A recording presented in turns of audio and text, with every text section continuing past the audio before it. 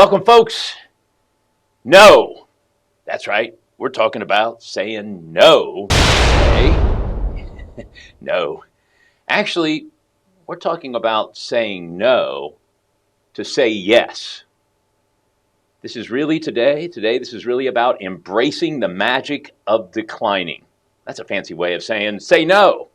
In this video, we will look at saying no more often, maybe even making no your default answer to everything.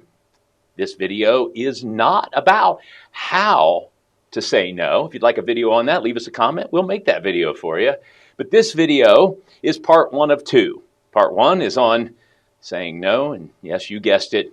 Big round of applause there if you got it. Part two in this video series is on saying yes. But again, welcome to all of you. My name is Eric Herman. I'm a professional speaker. Let's look at saying no. Why would an individual want to say no more often? Well, it might be because of people-pleasing tendencies. It's a very real thing. Maybe you want to increase your self-care, a little more me time, to read a book, to sit and do nothing, to sit and get bored. Maybe saying no is to improve your decision-making. Maybe you have a boundary issue, lack of boundaries, and saying no might be a good place to start.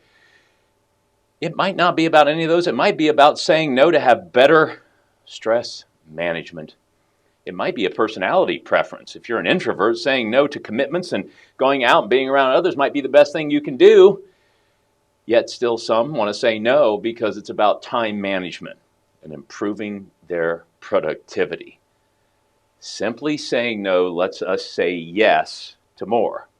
But more on yes in part two. We say yes to so much noise and fluff, and we paint ourselves into the corner of commitments and overwhelm, and nobody should put baby in the corner. To get started, saying no as a default, think about what is your outcome? What are you trying to achieve by saying no? Or what is the desired outcome that you're trying to get to? To help with this, the British rowing team in 2000 will help us out here. The Sydney Olympics were approaching, and the British rowing team was a hot mess of not doing very well. They decided as a team, once they were assembled, that they needed to do things differently than they had done before. They had a hard time even placing in a local regatta, let alone the World Championships or qualifying for the finals of the Olympics. But as the Sydney team was assembled, they decided to do many, many things differently.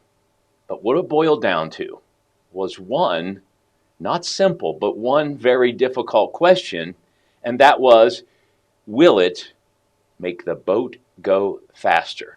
You see, rowing, water, boat, will it make the boat go faster? It was very easy for the team, the coaches, the athletes, even as an individual, to decide if they were going to do something that would help achieve their outcome, their desired end state, if you will, or not. Give you an example of this. They could do it, and they did it when getting the uniforms for the Sydney Olympics. They decided on the materials and things by asking themselves as they looked at all the manufacturers and all the tech-y fabrics that they could use, the aerodynamics and those sort of things. Will it make the boat go faster? If it was a yes, as in proven, this fabric will make the boat go faster, make us go faster, then we do it. If they were looking at something as a group and they decided, no, this thing we're looking at, making a decision on, it will not make the boat go faster, we don't do it. As a team, as small groups, all the way down to an individual. There's a story. As they were getting ready to go to Sydney for the Olympics, it was a couple weeks before they were going to travel there.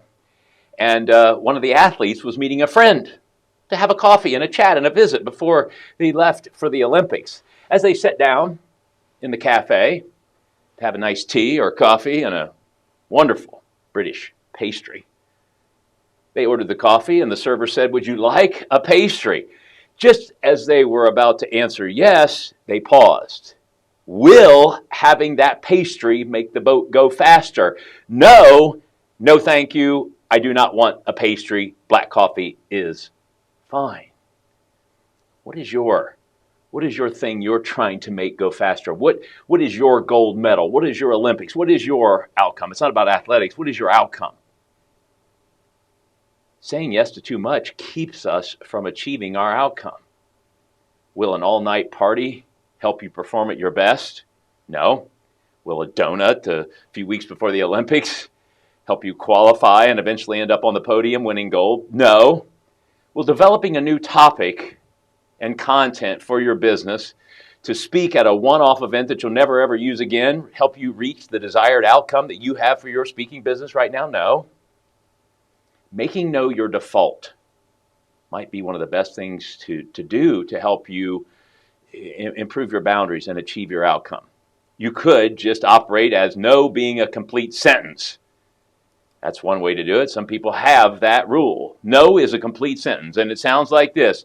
Someone asks you to do something, and you repeat what they ask you to do, paraphrase it back to them very quickly. They confirm that you have it, and then you say no. But that's not for everybody. Let's talk about some other ways to start saying and operating with a little more no in your life. And again, no is not to soul crush someone or to be short or curt with someone or to teach someone a lesson. It's about letting you have your boundaries. It's about letting your personality work the way it likes to work. It's allowing you to show up your best self by not being painted into the corner of overcommitments and stress. First way is by context. Maybe on the phone, text messages, or any conversation you have on the spot automatically default to saying no.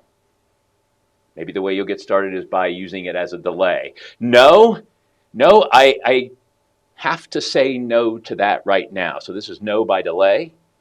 But let's talk in person tomorrow and elaborate on it. And I'd like to get more information, and then we can see where we go from there. It could be by deferring it. No, I can't do that right now.